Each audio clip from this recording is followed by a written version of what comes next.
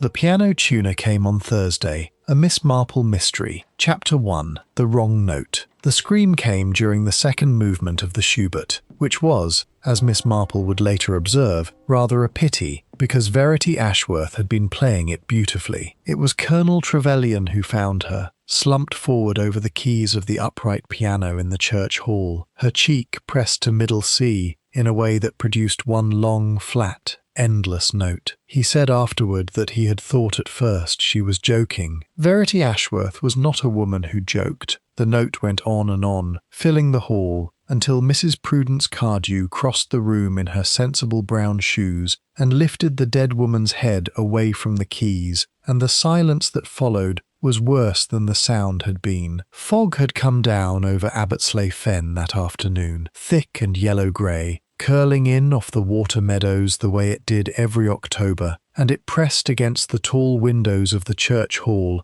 as though it wished to get a better look at what had happened inside. Miss Jane Marple, who had come only to hear the rehearsal for Saturday's harvest concert, sat very still in her chair near the door, her knitting forgotten in her lap, and watched the small, ordinary room become a place where something terrible had occurred. She noticed, before anyone thought to notice anything at all, that the teacup on the piano's edge was still half full and that it had gone quite cold. "Don't touch her," said Dr. Alaric Fenwick, arriving at a half-run from the vestry, where he had been discussing the flower rota with the vicar. He was a broad, sandy-haired man of perhaps 50, with the unhurried manner of a country doctor who had seen a great many things and been surprised by very few of them. He was not unhurried now. He knelt beside the piano stool, took Verity Ashworth's wrist between two fingers, and after a moment set it down again, with the particular gentleness of a man confirming what he already suspected. "She's gone," he said. "Someone fetch the vicar, and nobody is leaving this hall." Nobody left the hall. There were, in fact, remarkably few people to leave it. This was only the rehearsal, not the concert itself, and the choir had numbered no more than 9 that afternoon,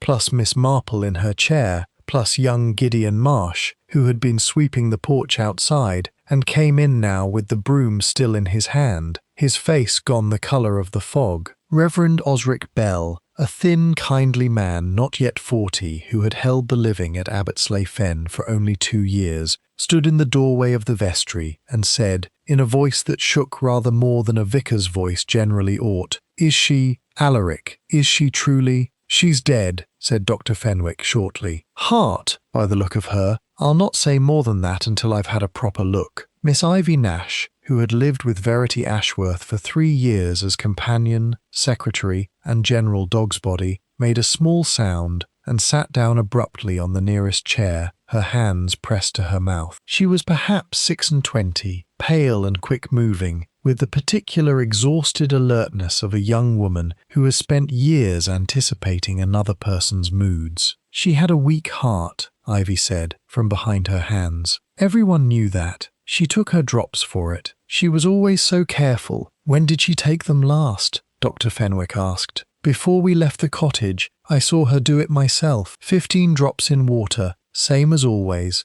same as she's done every day for 2 years. Ivy's voice climbed higher. "I saw her, Dr. Fenwick." Miss Marple, still in her chair by the door, folded her hands over her forgotten knitting and looked, with an air of vague and elderly bewilderment that fooled almost everyone in the room, at the teacup on the piano. It was Verity Ashworth's habit, she recalled, to take a cup of China tea before rehearsal and finish it during the break. The break had not yet come. The cup was 3/4 full, and beside it, tucked half under the sheet music, was a small brown medicine bottle that had certainly not been on the piano when rehearsal began. She said nothing. It was not yet time to say anything. Chapter 2. What the Village Knew. By the following morning, Abbotsleigh Fen knew a great many things about the death of Verity Ashworth, most of which were not, strictly speaking, true. At the post office, where Mrs. Dillis Prowse presided over stamps and gossip with equal authority, the story had already acquired several improvements. Verity Ashworth had been poisoned. Everyone agreed on that much. Dr. Fenwick's insistence on a post-mortem had seen to that. but the how and the by whom multiplied with each retelling. "Foxglove in the garden," said Mrs. Prowse to Miss Marple, who had come in ostensibly for a book of stamps and actually to listen. "Grows right up against her kitchen wall. Everyone knows it. Silly woman must have brewed something wrong." "Digitalis does grow in a great many gardens," Miss Marple agreed mildly, "though I understand Miss Ashworth's drops came from Dr. Fenwick's own dispensary, made up quite properly." "Then it was that Nash girl," said Mrs. Prowse, undeterred. 3 years in that house, no family of her own, and old Miss Ashworth without a soul to leave her money to buy her. Stands to reason." Miss Marple, who had lived long enough in villages to know that "stands to reason" was the phrase people used when they had no reason at all, merely smiled and paid for her stamps. The theory of Ivy Nash's guilt had, she noted, a satisfying simplicity that made it popular. A young woman, an old woman, a will, a fortune. It was the sort of solution the village wanted, because it required no one to look at their neighbours differently. Walking home along the high street, she found she was not alone in her doubts. Colonel Trevelyan, out with his spaniel, fell into step beside her, with the air of a man who had been waiting for the chance. "Nonsense, all of it," he said, without preamble. "Ivy Nash hasn't the nerve to poison a wasp. I've known her since she was a child running errands for her mother." He paused. "Though I'll say this, Verity Ashworth wasn't universally beloved, whatever the vicar says in her memory. Sharp tongue. Kept a little black notebook, you know, on all her pupils, their families, their histories." "Histories?" Miss Marple repeated with interest. "She taught half the children in this village their scales, Miss Marple, over 25 years, and she had a way of hearing things while she taught them. Mothers talk in front of a piano teacher, the way they don't talk in front of the vicar. I dare say that a notebook of hers holds a thing or two people would rather forget." "How very interesting," said Miss Marple, and meant it entirely. The Colonel harumphed, seemingly satisfied to have planted his suspicion, and moved off after his spaniel, who had discovered something of great interest in the churchyard hedge. Miss Marple continued on, past the small stone bridge over the fen water, where the fog still lay low and grey upon the meadows though it was nearly noon, and thought about black notebooks, and sharp tongues, and the peculiar fact that nobody yet seemed to have asked the most obvious question of all: who had put the medicine bottle on the piano when Verity Ashworth's drops were always kept, quite properly, in a locked box at home. Chapter 3. The Piano Tuner. It was Inspector Neame down from the county town who first mentioned the piano tuner, and he did so with the faint irritation of a man forced to chase a fact he considered unimportant. "Fellow by the name of Fenn," he told Dr. Fenwick, in the small room behind the church hall that had become, temporarily, an office. "Silas Fenn, tunes half the pianos in 3 villages, come to Miss Ashworth's cottage every second Thursday, regularly as church bells. I was there yesterday afternoon, before the rehearsal. Before she died," Fenwick said. "Hours before. Left at 3:30 by his account, and the rehearsal didn't start till 5. I don't see what he'd have to do with it, but I've sent a constable to fetch him anyway." Silas Fenn arrived within the hour, a small, neat man of indeterminate age with ink-stained fingers. "From tuning forks," he explained, not writing, and the mild, patient look of a man who spent his working life listening very carefully to things other people did not hear. Miss Marple, who had contrived to be present in the church hall on the pretext of collecting a forgotten scarf, listened from a discreet distance with the particular concentration she brought to anything that appeared, on its surface, to be entirely unimportant. "I tune her piano the second Thursday of every month," Mr. Fenn said, in answer to the inspector's questions. "Have done for 6 years. 2 o'clock, always. Though yesterday I came a bit early, 1:30, near enough, on account of I'd finished at the rectory sooner than I thought." "And Miss Ashworth was at home?" "She was, and none too pleased to see me early, if I'm honest. Tell me to wait in the garden for a few minutes."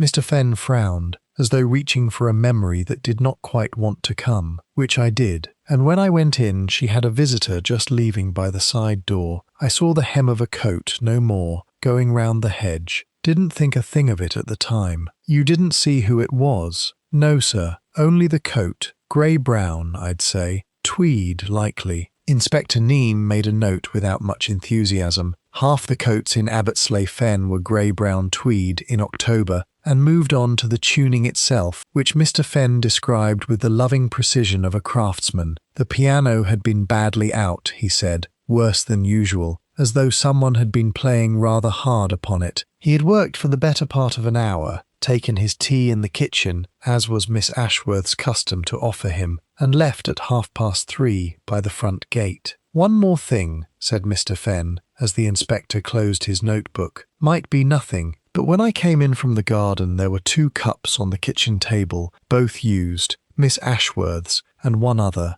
and her medicine box was open on the dresser. I noticed because it's not like her. She's ever so particular about locking it. Told me so herself more than once. 'Can't be too careful, Mr. Fenn,' she'd say. 'Strong enough to stop a heart, this stuff, if a body took too much.' It struck me odd, seeing it open like that, but I'm not one to pry." Miss Marple, arranging her scarf about her shoulders with great deliberation near the door, found that her mild blue eyes had gone very sharp indeed. 2 cups, an open medicine box, a visitor in a grey-brown tweed coat, gone before 1:30, a full 3.5 hours before Verity Ashworth had died, with a fresh and entirely unexplained medicine bottle on the piano beside her. Someone had been in that cottage before the rehearsal even began, she thought, and someone had had a very great deal of time indeed to do whatever it was they had come to do. Chapter 4. A notebook missing. The vicarage sitting-room smelled of wood smoke and old books, and Reverend Osric Bell poured tea with hands that were not quite steady. "I keep thinking of her at evensong," he said, playing the closing hymn. "She had a particular touch, firm, you know,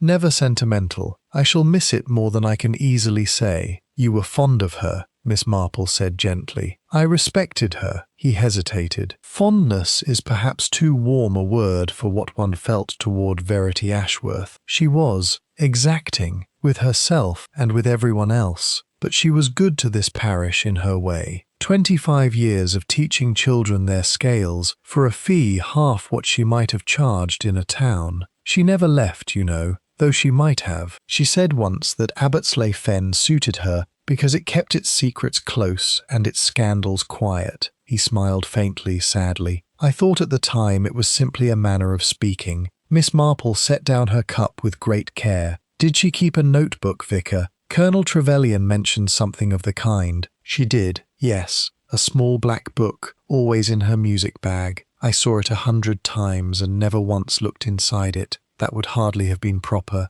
but I know she made notes in it during lessons. On progress, I always assumed. Scales and sonatas. Do you know where it is now?" Reverend Bell frowned. "I couldn't say. It wasn't found with her things at the hall, I don't believe. Ivy would know. She managed all of Miss Ashworth's papers." He paused, and something troubled crossed his thin, kind face. "You don't think, Miss Marple, you don't think there was something in it beyond music lessons?" "I think," said Miss Marple, with the air of an old woman thinking aloud and nothing more, "that a piano teacher who has taught every child in a village for 25 years has heard a very great many things said by mothers who believed themselves quite unobserved. And I think it is generally a mistake, Vicar, to assume that because a woman writes in a book while a child plays scales, she is necessarily writing about the scales." She found Ivy Nash an hour later, at the cottage, sorting through the dead woman's effects with the numb, methodical air of someone who did not yet believe what she was doing. "The little black notebook," Miss Marple said, after the proper condolences had been offered and received. "The one Miss Ashworth kept in her music bag. Have you come across it, my dear?" Ivy looked up, startled. "Funny you should ask. I've been through everything twice, and I can't find it anywhere. She always had it with her, never went to a lesson without it. Not in 3 years. It's simply gone. Gone from the music bag she brought to the rehearsal. Gone from everywhere. I looked in the bag first thing this morning, before the inspector came. It wasn't there, and it isn't on her desk, and it isn't in her bedroom." Ivy's hands, folding a cardigan that had belonged to her employer, stilled entirely. "Miss Marple, do you think someone took it?" "I think," said Miss Marple, watching the fog press once more against the cottage window, that we ought to consider very carefully who might have wished such a book to disappear, and whether that person is the same one who wore a grey-brown tweed coat and left this cottage by the side door yesterday afternoon,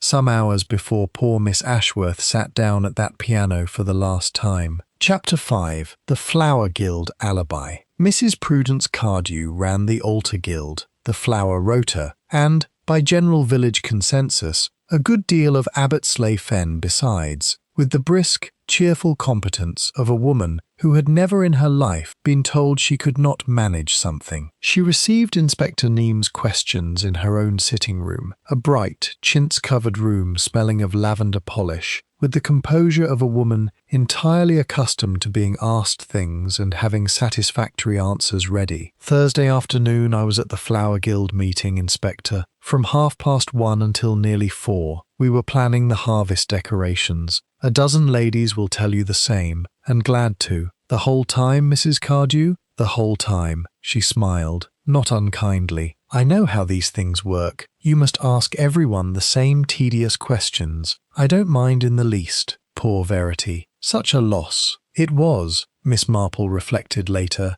a very good alibi. A dozen witnesses, all respectable, all entirely willing to confirm it. And it was, she thought further, exactly the sort of alibi a clever woman would construct if she had slipped away from a meeting of a dozen chattering ladies for 20 minutes without any of them quite noticing, because ladies at a flower guild meeting, arranging chrysanthemums and discussing ribbon, are not in the habit of watching the door. She said none of this to the inspector, who was inclined to trust a dozen respectable witnesses over the vague suspicions of an elderly spinster, and instead went, the following afternoon, to call upon Mrs. Cardew herself, bearing a small basket of late Michaelmas daisies as an excuse. "How kind," said Mrs. Cardew, accepting the flowers with every appearance of pleasure and settling Miss Marple into the best chair with tea and small, perfectly iced cakes. "You knew Verity better than most, I think. You must be dreadfully upset." "One is always upset by sudden death," Miss Marple said, "though I confess what troubles me more is the manner of it. Digitalis, you know, is not a thing that finds its way into a teacup by accident." Mrs. Cardew's hand, lifting the teapot, did not so much as tremble. "No, I suppose not. I understand you knew her for a very long time. Longer than most in the village, I believe, since before the war even. We grew up together, in a manner of speaking. Different villages, but near enough." Something flickered, very briefly, behind Mrs. Cardew's pleasant round face, there and gone, like a fish beneath still water. "Old friends, I should say, though we hadn't always seen eye to eye." "How interesting," said Miss Marple, accepting a second cake she did not particularly want, and turning the conversation, with practised gentleness, toward the harvest decorations, the state of the church roof, and the excellence of Mrs. Cardew's Victoria sponge, while privately noting that a coat, grey-brown tweed, hung upon a peg in the hall she had passed on her way in, and that Mrs. Cardew, for all her composure, had not once asked what, precisely, Miss Marple meant by old friends who hadn't always seen eye to eye. Some questions, Miss Marple thought, walking home through the thickening fog, are more revealing for the answers people decline to give than for anything they might say. Chapter 6. A Second Fright. The second incident came 3 days later, and it was, Inspector Neame declared with some irritation, very possibly nothing at all. A fall on a dark staircase, easily explained. Ivy Nash was found by Gideon Marsh at the foot of the cottage stairs on Sunday evening, conscious but badly shaken, with a sprained wrist and a bruise darkening along her jaw, insisting through white lips that she had been pushed. "I was carrying the lamp," she told Dr. Fenwick, who had come at a run, and Miss Marple, who had not been sent for but had arrived regardless, drawn by Gideon's frightened knocking at half the cottages on the lane. "I heard something behind me on the landing, a footstep, I'm certain of it, and then I was falling and there was a hand at my back. I felt it, Dr. Fenwick. I'm not hysterical. I felt a hand." "You'd been searching Miss Ashworth's room again," Miss Marple said, gently, but not as a question. Ivy's eyes, wet and frightened, met hers. "How did you know that?" "Because I think, my dear, that you have been looking for the same thing I have been looking for, and I think whoever took it from the music bag did not care to have it found by anyone else besides." Miss Marple settled herself carefully on the bottom stair, mindful of her joints, and took the young woman's uninjured hand in both of hers. "The little black notebook. You found something, didn't you? Or nearly found it. Enough that someone believed you had, or soon would." "There was a page," Ivy whispered. "Not from the notebook itself. I never found that. But a scrap, caught behind the desk drawer, as if it had been torn out in a hurry, and one piece missed. Only a few words in her hand. I hadn't even properly read it when I heard the step on the stairs." "Where is it now?" Ivy's fingers tightened, involuntarily, around the collar of her cardigan, where something small crackled beneath the wool. "Here," she breathed. "I put it in my pocket before I fell. I don't think whoever found it after all." Miss Marple did not ask to see it there, on the cold stair, with Dr. Fenwick still fussing over bruises, and Gideon hovering white-faced in the doorway, and Inspector Neame's constable due any moment. Some things, she knew, were better examined quietly, and in private, and with a companion one could entirely trust. "Come to me tomorrow," she said instead, very low. "Bring it with you. And Ivy, tell no one else that it exists. Not the inspector, not the vicar, not anyone at all, however kind they seem, however much you trust them. Do you understand me?" Ivy Nash, pale and trembling on the stair, where someone had very possibly tried to kill her, nodded. Outside, the fog had come down thicker than ever, swallowing the lane, the hedges, the church tower, swallowing, Miss Marple thought as she made her way home through it with her torch held low, every ordinary thing that might otherwise have told a careful observer who had passed that way, and when, and whether they had worn, over their shoulders, a coat of grey-brown tweed. Chapter 7. A Scrap of Paper. Ivy Nash came the next morning while the fog still lay in the hollows of the lane, and Miss Marple received her in the small back parlour where the fire had already been lit against the chill. "I haven't dared look at it properly," Ivy admitted, drawing the folded scrap from her cardigan pocket, with fingers that were still not quite steady. "I was afraid of what it might say, afraid, almost, of what it might make me think of her." The paper was torn raggedly along one edge, as though pulled free in haste from a book bound too tightly, and on it, in a small, decisive hand that sloped rather sharply to the right, were the remains of what had once been several lines. Most of the page was gone. What remained read only, "Not PC as she claims. Register at St. Asitha's, 1926. Plain as day if one troubles to look. The child was never." The rest tore away into nothing. Miss Marple read it twice, then a third time, her mild eyes quite still, and set it down upon the small table beside her chair, with the particular care of a woman handling something that might, quite easily, burn. "PC," she said softly. "Prudence Cardew. You think it's about her? I think it is very likely about her, though I should want to be a great deal more certain before I say so to anyone but you, my dear." Miss Marple folded her hands. "St. Asitha's, that would be a parish, I imagine, and 1926, a date of some significance. A christening, perhaps, or a birth, recorded where perhaps it was never meant to be recorded at all. But Mrs. Cardew's been in Abbotsleigh Fen for years. Everyone knows her. She's the Flower Guild. Everyone knows Mrs. Cardew of Abbotsleigh Fen," Miss Marple agreed. "Very few of us, I think, know very much at all about the young woman she was before she came here, and I have observed, Ivy, over a great many years, that the people who work hardest to be indispensable to a village are sometimes the very ones with the most reason to wish the village would never look too closely at where they came from," she thought, turning the torn scrap gently between her fingers, of Colonel Trevelyan's black notebook, of a piano teacher who had taught children for 25 years, and, in the quiet spaces between scales and arpeggios, had listened to mothers talk. She thought too of a coat of grey-brown tweed on a peg in a bright chintz hallway, and a dozen respectable ladies arranging chrysanthemums who might, quite innocently, not have noticed 20 minutes' absence from their midst. "I must go to the county records office," she said, half to herself, "or write to someone who can. St. Asitha's, that will want tracing. And I think, my dear, that in the meanwhile you must be very, very careful indeed. Whoever came up behind you on that staircase believed you knew something. It would be as well if they continued to believe you know nothing at all, and safer still if you were to stay, for a few days, with someone you trust completely, not alone in that cottage. Chapter 8. The Register at St. Osythers.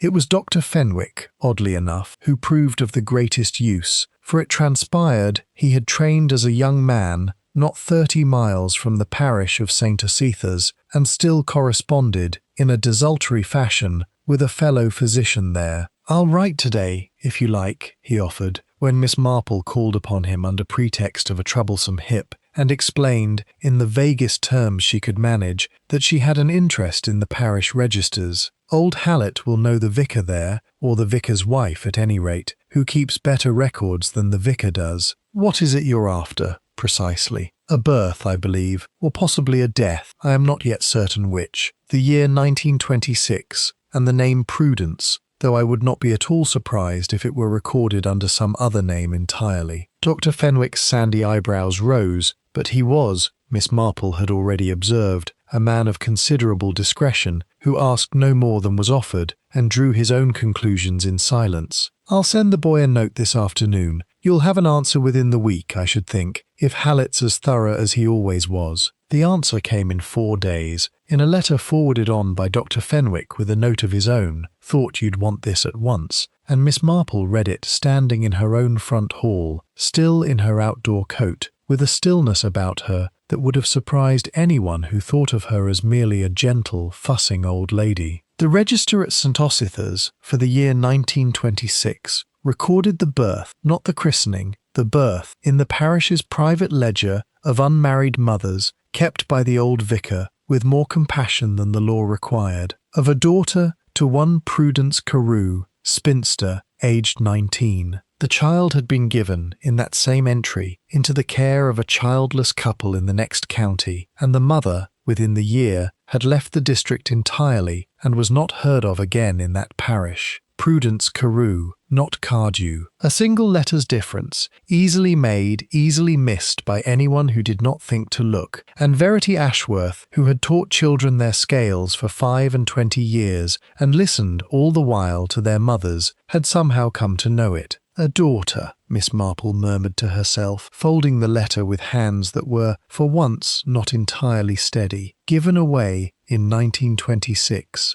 To spare a young woman's reputation, and Verity Ashworth found the register, or heard of it somehow, and wrote it in her little black book, not, I think, to use it, merely perhaps because it was the sort of thing she wrote down, a fact, a curiosity." She sighed, a small, sad sound in the empty hall. But facts, once written, have a way of being found by the wrong person at the wrong moment, or of frightening the person they concern, whether or not any harm was ever truly intended by the one who wrote them. She thought of the daughter, 30 years old now, or near enough if she still lived, and of Mrs. Prudence Cardew's bright, tireless competence, her flower guild, her altar guild, her unimpeachable position in a village that trusted her absolutely, a reputation built, brick by careful brick, over 3 decades, upon the foundation of a secret 19-year-old girl had been forced to bury. She kills to keep a name clean, not a purse full, Miss Marple thought, with sudden, cold clarity, though she would not have put it to herself in quite those words. And a woman who has spent 30 years protecting one thing above all others will protect it again, however far she must go. Chapter 9. Tea with Mrs. Cardew. Miss Marple did not go at once to Inspector Neame, for she had learned, over a very long life, that suspicion, unsupported by proof, was worse than useless. It merely warned the guilty to take greater care. Instead, she called again upon Mrs. Cardew, this time without flowers, and with a purpose she kept entirely to herself. "How good of you to call again," Mrs. Cardew said, drawing her into the bright sitting-room, though Miss Marple thought there was, beneath the warmth, a new watchfulness in the round, pleasant face, the wariness of a hostess who has begun, without quite knowing why, to distrust her guest. "You've been asking a great many questions about poor Verity, I hear, all over the village. An old woman's idle curiosity," Miss Marple said,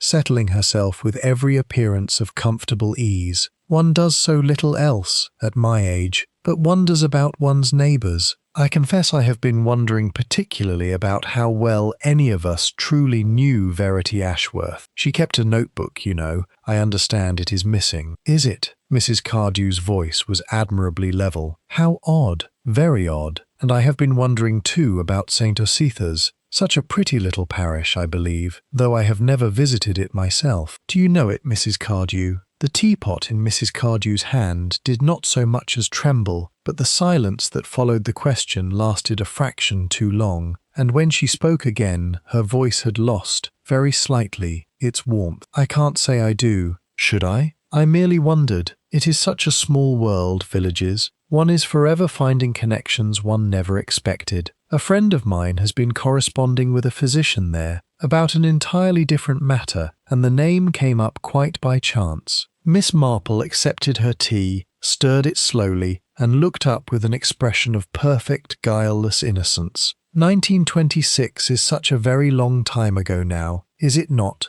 And yet I find that the things we bury longest are so often the things that matter to us most, when at last they come to light. For one instant, no more than a breath, the pleasant mask over Mrs. Cardew's face slipped entirely, and Miss Marple saw beneath it something raw and desperate and very frightened indeed, gone as quickly as it had come. I don't know what you're implying, Miss Marple, Mrs. Cardew said, and her voice was perfectly steady once more, but I find I have rather a headache. Perhaps we might continue this another time. Of course, said Miss Marple, rising with every appearance of gentle apology, though she noted, as she gathered her gloves, that Mrs. Cardew's hands, folded now in her lap, were pressed so tightly together that the knuckles had gone quite white. Do take care of yourself, my dear. These autumn fogs are very tiring on the nerves. She left with the distinct and troubling sense that she had, perhaps, moved a great deal too fast, and that a frightened, cornered woman who had already killed once to protect her secret might now, with very little warning, be driven to protect it again. Chapter 10. The Vicar's Confession. It was Reverend Bell who came to her that evening, agitated and pale, having heard from the vicarage housekeeper, who had heard it from Mrs. Prowse at the post office, who had heard it, ultimately, from nobody knew quite whom, that Miss Marple had been asking questions about Mrs. Cardew and a parish called St. Ositha's. I must speak with you, he said, standing rather awkwardly in her small sitting room, still in his outdoor coat, twisting his hat between his hands. I should have said something before, I think, only it seemed no business of mine, and I did not wish to speak ill of the dead. Please sit down, Vicar, and tell me. He sat, though he did not look at ease. Verity came to me, some weeks before she died, a fortnight perhaps. She wanted my advice, in confidence, on a matter of conscience. She had come across something, in the course of her teaching. She did not say what, precisely, only that it concerned a great secret, long buried, belonging to someone in this village, and she did not know whether it was her Christian duty to speak of it, or to let it lie. What did you advise her? To let it lie, of course. He looked pained. Whatever sin had been committed, it was surely long since paid for in whatever private suffering the years had brought. I told her that raking up old griefs served no one, least of all whoever had built a decent, useful life atop the wreckage of a youthful mistake. She seemed to agree with me. She said she had no intention of using what she knew, only that it troubled her to carry it. He paused. I did not think, God forgive me, that she meant to give the secret away rather than sit on it. I assumed the matter was closed. But she did not destroy her notes, Miss Marple said gently. She kept them, and I think, Vicar, that somewhere in the days before she died, she let slip, perhaps without even meaning to, perhaps in nothing more than an unguarded remark during a piano lesson, or over tea at the Flower Guild, that she knew something, enough at least, to frighten the person concerned very badly indeed. Reverend Bell's thin face had gone quite grey. You believe it was prudence? I believe, said Miss Marple, that a woman who has spent 30 years building an unimpeachable reputation upon the burial of a very great shame will do almost anything at all to keep that shame buried. And I believe further, Vicar, that we have very little time left in which to prove it, before she does something even more terrible than what she has already done. She thought of Ivy Nash, alone no longer, thank heaven, but still not entirely safe, and of the torn scrap of paper still hidden in her own writing desk, and of Mrs. Cardew's white knuckles folded in her lap that afternoon, and the raw, frightened thing she had glimpsed behind the pleasant mask before it closed again. "I think," she said slowly, "that it is time to speak with Inspector Neame after all, though I fear he will want a great deal more than an old woman's suspicions before he acts. We shall have to give him something he cannot ignore." Chapter 11. What the bottle held. Inspector Neame received Miss Marple's theory when she laid it before him the following morning, with the particular patient courtesy of a man who did not believe a word of it, but had learned, through long experience with elderly ladies in villages, that it was generally wiser to listen than to dismiss. "A birth register from 1926, he said, turning the copied entry over in his hands, "and a torn scrap of paper, and a woman who went pale over her tea. It's thin, Miss Marple, very thin. I'll grant you the notebook's missing, and I'll grant you the medicine bottle on the piano was never satisfactorily accounted for. Ivy Nash swears Miss Ashworth's drops were locked away at home, and the post-mortem confirms the fatal dose came from a bottle that wasn't hers. Someone did substitute it, and someone did it with intent, but proving Prudence Cardew did the substituting is another matter entirely." "The medicine bottle," Miss Marple said. "Might I ask, Inspector, precisely what became of it? Sent up to the county laboratory, along with everything else. Fingerprints, if there are any, though a bottle that's been handled by half a dozen people at a rehearsal isn't likely to yield much that's useful. And the substance within it? Digitalis. Right enough, but concentrated a good deal beyond what any doctor would prescribe. Someone knew what they were doing." He paused. "Fenwick says it's not a mixture you'd get from any chemist without a prescription. Someone made it up themselves, likely from foxglove, and did it with some care." Miss Marple's eyes brightened with the particular quiet satisfaction of a woman whose slow accumulation of small facts had at last arrived somewhere useful. "Foxglove," she said. "Inspector, might I ask you to do one thing for me before you dismiss this as an old woman's fancy? Might you have your constable make a careful note of every garden in Abbotsleigh Fen in which foxglove grows, and, more particularly, of any garden from which a quantity has lately been cut?" Inspector Neame regarded her for a long moment, and something in her steady, mild blue gaze, the gaze, she reflected later, of a woman who had watched human nature very closely for a great many years and had rarely in the end been proved wrong, seemed at last to persuade him. "I'll send the boy round this afternoon," he said, "though I still say it's thin." It was not, as it transpired, thin at all. The constable returned within 2 hours to report that the foxglove border along the side wall of Mrs. Cardew's own garden, visible, Miss Marple recalled, from the very window at which she had taken tea, had been quite noticeably cut back, some stems severed low and recent, in a manner no gardener preparing for winter would trouble to do with quite that particular selectiveness. "It's still not proof she poisoned anyone," the inspector said, though his patient courtesy had sharpened now into something more like genuine attention. "No," Miss Marple agreed. "But it is, I think, the sort of small, ordinary fact that a guilty conscience finds very difficult indeed to explain away. And I believe, Inspector, that if we allow Mrs. Cardew to believe we know rather more than we do, she may explain a great deal more than she intends." Chapter 12. A second body. Almost, it was that same evening, in the thickest fog Abbotsleigh Fen had seen all autumn, that Gideon Marsh came pounding on Miss Marple's door, white-faced and breathless, to say that Mrs. Cardew had been seen at the vicarage, asking most urgently for Ivy Nash, who she had heard, quite wrongly, was staying there under the vicar's roof. "The vicar's away at the rural deans till Friday," Gideon gasped. "Only Mrs. Bunting, the housekeeper's there,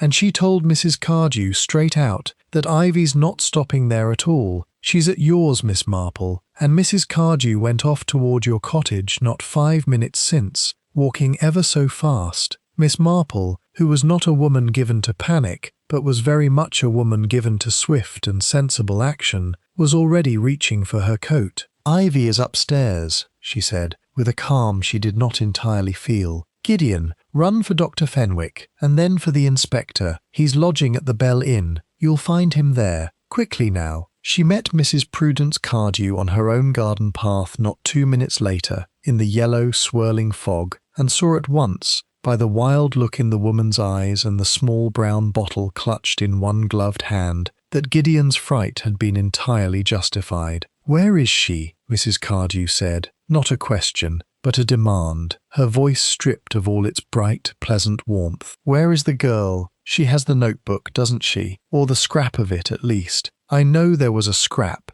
Verity as good as told me there was something written down. Before she stopped, her breath coming hard and fast, and Miss Marple saw that the composure she had built over 30 years had at last entirely broken apart. "Mrs. Cardew," Miss Marple said, very quietly, very steadily, standing quite still upon her own garden path with the fog pressing close about them both, "I think you had much better come inside and sit down and tell me the whole of it before you do anything further that cannot be undone. You don't understand." Mrs. Cardew's voice cracked. 30 years, Miss Marple. 30 years I have been someone in this village, someone respectable, someone useful, someone people trust with their flowers and their altar cloths and their small confidences, and all of it, every single year of it, built on top of one girl's mistake that I swore no living soul would ever know of again. I gave her up, my own daughter. I gave her up so that I might have a life, a decent life, and I have spent 30 years earning the right to that decency, brick by brick. And Verity Ashworth was going to tear it all down over a page in a notebook. She had no intention of using it, Miss Marple said gently. The vicar will tell you so. She came to him in confidence, troubled only by the burden of knowing, and he advised her to let it lie. She agreed. I do not believe, Mrs. Cardew, that Verity Ashworth ever meant you the smallest harm. Mrs. Cardew stared at her, and something in her face, the raw, desperate thing Miss Marple had glimpsed once before, over tea, crumpled entirely, and she began,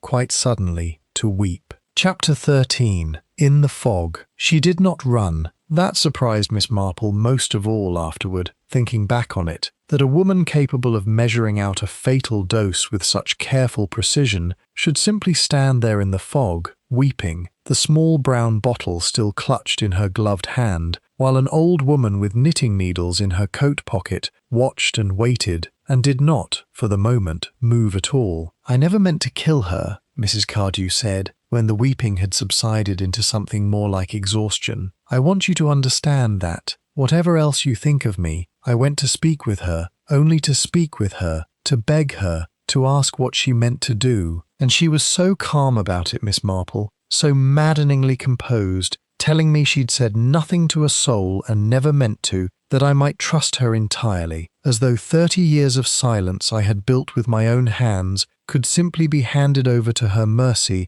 and I was meant to feel grateful. So you took the notebook. I saw it in her bag, on the kitchen table, while she made the tea, and I don't even remember deciding to do it. My hand was simply in the bag and the book was simply in my pocket, and I meant only to see what she'd written, to know how much danger I truly stood in. I read it later, at home, in an hour I shall never forget as long as I live. My own name, my own shame, in her neat, dreadful little hand, no more trouble to her than a note on a pupil's fingering. Her voice had gone flat now, remembering, and I thought, if she has written it once, she may write it again, or speak of it, or simply forget some day, in some unguarded moment, that it was ever meant to be a secret at all. I could not live with that. 30 years of not living with it, Miss Marple. I could not begin again. And so you altered her medicine. Mrs. Cardew's eyes, when they lifted to Miss Marple's face, were quite dry now, and terribly old, far older than her round, pleasant features had no right to look. I know my gardens. I have always known them. My mother taught me, before I ever came to this village, that a foxglove properly prepared is a very quiet sort of mercy, if one is careful with the measure. I slipped away from the guild meeting. 20 minutes, no more. Nobody troubled to notice. We were all so occupied with the ribbon for the harvest baskets. And I went to her cottage while the tuner was in the garden, and I made the substitution while she was occupied elsewhere in the house, and I put her true bottle in my coat and left the false one in its place, in the medicine box, exactly where she always kept it. I never dreamed she would think to bring it with her to the hall rather than take it before she left home, as she always did, until Ivy told the inspector she'd seen Verity take her drops that very afternoon, and I understood, with a kind of horror, that Verity must have discovered the bottle had somehow been disturbed and brought it with her, meaning to ask the chemist about it, or simply out of unease, and taken her regular dose instead directly at the hall, straight from what she believed was her usual bottle. And so she died at the piano, Miss Marple said quietly, in front of a dozen people, with a cup of tea going cold beside her, and no one understood for hours afterward what precisely had happened or why. I never meant for her to suffer in front of everyone. I never meant. Mrs. Cardew's composure broke again, briefly, and then, with visible effort, she gathered it back. And then that girl began searching, asking questions of her own. I heard she'd found something, a scrap, someone said, though I never learned quite what, and I thought, if she has even a fragment of what Verity knew, she may piece the whole together, and everything I killed to protect will have been for nothing. She looked, at last, directly at Miss Marple. I went to the stairs that night, meaning only to search her room again, to be certain nothing remained. I did not mean to push her. I want you to believe that, whatever else. I believe, said Miss Marple, with the particular gentle steadiness she reserved for moments when kindness cost her nothing and truth cost everything, that you have told yourself a great many things these past 2 weeks in order to go on living with what you have done, Mrs. Cardew, and that most of them have very likely been untrue. I think you meant precisely what you did each time you did it, and grieved for it only afterward. That is, I am afraid, the common pattern of these things. It was at that moment, with the fog swirling thick and yellow about them both, and the small brown bottle still trembling in Prudence Cardew's gloved hand, that Inspector Neame's torch came bobbing up the lane at a run, Dr. Fenwick close behind him, and the whole quiet, terrible confession came, at last, to its ordinary and necessary end. Chapter 14. The Bottle in Her Hand. "Give me the bottle, Mrs. Cardew," Dr. Fenwick said, very low, arriving first and holding out one steady hand, and something in his voice, not accusation, only a doctor's old, tired patience with human frailty, seemed to reach her where nothing else quite had. She looked down at the bottle as though seeing it for the first time, and Miss Marple, watching closely, understood in that instant precisely what it contained, and precisely what Prudence Cardew had, in some dim, exhausted corner of her mind, intended to do with it before Gideon's warning and Miss Marple's steady presence on the garden path had interrupted her. "I only wanted it to stop," Mrs. Cardew said very quietly, and let Dr. Fenwick take the bottle from her unresisting hand. Inspector Neame, arriving a moment behind him, was rather less gentle, though not unkind. He had, after all, a murder to answer for, and a second attempted crime, very possibly averted by no more than a few minutes, and an old woman's calm nerve. He cautioned her in the proper manner, and Mrs. Cardew received the caution with a strange, drained composure, as though some enormous weight, carried so long it had become part of her very shape, had at last been set down. "I should like to see the vicar," she said, when the inspector had finished, "before anything else. If that is permitted." It was permitted. Reverend Bell, sent for at once, and arriving still in his coat from the rural deans, sat with her in Miss Marple's small front parlour for the better part of an hour before the police car came to take her away, and whatever passed between them in that hour was never repeated to another living soul in Abbotsleigh Fen, which was, Miss Marple privately felt, exactly as it should be. Ivy Nash, coming down the stairs at last once the worst of it was over, white and shaking but entirely unharmed, found Miss Marple alone in the kitchen, making a fresh pot of tea with hands that had, throughout the whole strange evening, never once lost their steadiness. "Is it truly finished?" Ivy asked. "The truth of it is finished," Miss Marple said. "What comes after, the courts, the newspapers, whatever the poor woman's daughter may some day come to learn of all this, wherever she has made her life, that is a longer and sadder business, and not one that ends tonight." She poured the tea, 2 cups, and pushed one gently across the table. "Drink that, my dear. You have had a very great fright, and there is nothing so steadying, in my experience, as an ordinary cup of tea taken in an ordinary kitchen once the extraordinary has finally been gotten through. Chapter 15. The Notebook Found. It was Inspector Neame, 3 days later, who brought the notebook itself to Miss Marple's door. Recovered, he explained, from beneath a loose floorboard in Mrs. Cardew's own bedroom, where she had hidden it the very night of the murder, and never afterward found the courage either to destroy it or to look at it again. She kept it, Miss Marple said, turning the small black book over in her hands. How very telling. Fenwick says it's a common enough thing, in his experience. People can't bear to destroy the evidence of what's frightened them most, even when keeping it is madness, as if getting rid of it would somehow make the fear more real, not less. The inspector shook his head. Thin evidence you gave me, Miss Marple, at the start of all this. A torn scrap and a parish register. I nearly didn't send the constable round about the foxglove. Thin evidence is so often the only kind available, Inspector, in matters of this sort, Miss Marple said with a small smile. Murder in a village rarely announces itself with drama. It is generally a very quiet thing indeed. A cup gone cold, a bottle where it ought not to be, a coat glimpsed only by its hem going round a hedge. One learns over the years to take small things seriously, because the people who commit these crimes so very often believe that small things will never be noticed at all. She opened the notebook at his nod and found within it precisely what she had expected. Pages of careful, ordinary notes on scales and sonatas, and the small triumphs and failures of 24 village children, and here and there, tucked among them without malice or intent, small human observations Verity Ashworth had simply happened to overhear, and had, out of habit more than design, set down: a mother's worry over a husband's drinking, a family quarrel over an inheritance, and, on one page near the back, in that same neat, decisive hand, the entry that had cost 2 women so very much. A fact recorded, Miss Marple thought sadly, not out of cruelty, but out of the simple, thoughtless habit of a lifetime spent writing things down. She never meant harm by any of it, Miss Marple said quietly, closing the book. That is the saddest part of the whole affair, Inspector. Verity Ashworth kept her notebook exactly as a magpie keeps bright things, not to use them,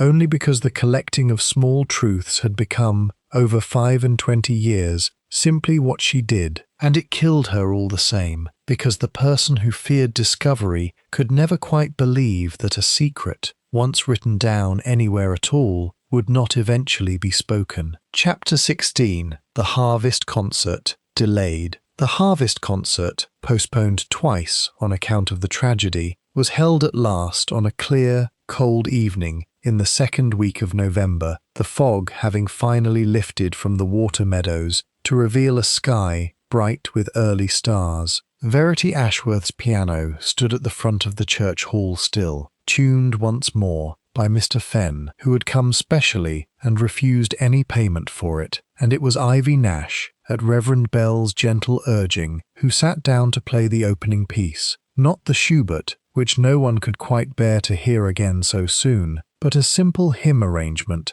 that Verity herself had taught her, years before, in the first weeks of her employment. Miss Marple, seated in her usual chair near the door, watched the village gather. Colonel Trevelyan and his spaniel banished to the porch. Mrs. Prowse from the post office, already gathering the makings of a new and gentler story to tell. Dr. Fenwick, arriving in his good coat with the unhurried air of a man glad, for once, to have nothing more pressing to attend to than a concert, and felt the particular quiet satisfaction of a village settling itself once more into its ordinary rhythms, a little wiser perhaps, and a little sadder, but settling none the less. "You solved it," Reverend Bell said, coming to sit beside her as the hall filled, when none of the rest of us so much as glimpsed the shape of it. "I confess I still don't entirely understand how you knew, Miss Marple, when there was so very little to go on." "There was a great deal to go on, Vicar, if one only troubled to look," Miss Marple said. "A teacup left too full, a medicine bottle appeared where it had never been kept before, a coat glimpsed only by its hem, a woman's alibi that was really no alibi at all, if one considered how very easy it is for 20 minutes to pass unnoticed among a dozen chattering ladies arranging ribbon. None of these things, taken alone, meant a great deal. But taken together they formed a pattern, and I have found over a long life spent chiefly in villages very like this one, that human nature forms patterns as reliably as anything in this world, however much we like to believe ourselves to be unpredictable. And Prudence, will she? He could not quite finish the question. I believe, from what the inspector tells me, that her counsel will make a great deal of the circumstances. 30 years of a decent, useful life, a secret guarded out of shame rather than greed, a crime committed in a kind of panic rather than cold calculation. Whether that softens what the law must do, I cannot say. It is not, I think, my place to guess at mercy, Vicar. That is rather more your province than mine. Chapter 17. What Miss Marple Understood. Walking home after the concert, through a village lane silvered now with frost rather than fog, Miss Marple found Dr. Fenwick falling into step beside her, as Colonel Trevelyan so often did, though with rather more genuine curiosity in his manner. "I've puzzled over it a good deal," he admitted. "What made you suspect Prudence Cardew above anyone else? Half the village had some manner of grievance against Verity Ashworth, one way or another, if you dug deep enough. Sharp tongue, sharper memory. Colonel Trevelyan half hinted as much himself. It was the alibi, chiefly, Miss Marple said, though not in the way one generally means by that word. Everyone else's account of that afternoon was uncertain in the ordinary human way. A walk taken alone, an hour spent reading, nothing that could be proven, and nothing that needed to be, because nobody had troubled to construct anything so deliberate as a defence. But Mrs. Cardew's alibi was perfect, Dr. Fenwick. A dozen witnesses, all respectable, all entirely certain of the whole 4 hours, and in my experience, a person who has done nothing wrong very rarely troubles to be quite so thoroughly accounted for. It is generally only the guilty who think to arrange, in advance or after the fact, for their innocence to be so comprehensively witnessed. And the rest of it? The register, the notebook, the rest was merely patience, and the good fortune of a discreet correspondent in St. Ositha's parish, Miss Marple said, with a small smile, though I confess the foxglove in her own garden, cut back so selectively, was the detail that finally satisfied me. I had not simply imagined the whole pattern out of an old woman's fancy. One does so hate, at my age, to accuse a neighbour of murder on nothing firmer than instinct. Dr. Fenwick was quiet for a moment, his breath clouding faintly in the cold air. It's a hard thing all the same. She wasn't a wicked woman, Miss Marple, not by nature. I've known her 20 years, generous, hard-working, genuinely kind to half this village in 100 small ways. And yet, Miss Marple agreed softly, she killed a woman who meant her no harm at all, and very nearly killed a second who had done nothing whatever to deserve it, because she could not bear to have 30 years of careful, respectable living undone by one page in a notebook. That is, I think, the saddest truth of the whole affair, Dr. Fenwick. It is so rarely wickedness, in my experience, that drives people to these terrible acts. It is far more often simple, ordinary fear, the fear of being seen, at last, as one truly is, rather than as one has spent a lifetime carefully appearing to be. I find that a far more frightening thing than wickedness, if I am honest with you. Wickedness announces itself, sooner or later. Fear so often wears the kindest possible face, right up until the moment it does not. Chapter 18. A quiet-ending spring came slowly to Abbotsleigh Fen, as it always did, the water meadows greening by degrees along the fen water, while the village went about its ordinary business of births and small quarrels and Sunday services, the whole strange, dark autumn folding itself, gradually, into memory. Ivy Nash had taken over the piano lessons herself, in the end, having discovered in the weeks after the trial that she had rather more of Verity Ashworth's patient, exacting gift than she had ever suspected, and Miss Marple, calling one afternoon to hear young pupils labour through their scales in the same small front room where the notebook's terrible secret had first been recorded, found the sound curiously comforting rather than otherwise. "I still think of her sometimes," Ivy admitted, walking Miss Marple to the gate afterward. Not unkindly. Mrs. Cardew, I mean. It seems such a strange thing to have lived beside someone so many years, trusted her with the church flowers and the harvest baskets, and never once suspected what she carried underneath it all. That is very often the way of it, my dear, Miss Marple said, drawing her shawl a little closer against the last of the spring chill. None of us truly know what our neighbours carry beneath their ordinary pleasant faces, what old griefs, what old fears, what small kindnesses or small cruelties have shaped the people we believe we understand so well. I have lived a great many years in villages very like this one, and if I have learned any single thing in all that time, it is only this, that human nature is a far stranger and sadder country than any of us quite likes to admit, and that the gentlest seeming people are so very often fighting the hardest, most private battles imaginable, entirely alone, behind faces we have long since stopped troubling to examine at all. She looked back, once, at the small stone cottage with its piano sounding faintly through the open window, and then walked on along the lane toward home, an old woman in a soft grey shawl, unremarkable to any eye that did not know to look closely, which was, she reflected, very much how she preferred it, and very much, she suspected, how the whole quiet, terrible business had so very nearly gone unsolved at all. The fog did not return that spring, or if it did, no one in Abbotsleigh Fen thought to remark upon it particularly. There was, after all, so very much ordinary life still to be got on with, flowers to arrange, hymns to practice, children to be taught their scales by a patient young teacher who had learned, in the hardest possible way, precisely what small things were worth writing down, and precisely what things, once written, were better kept forever to oneself.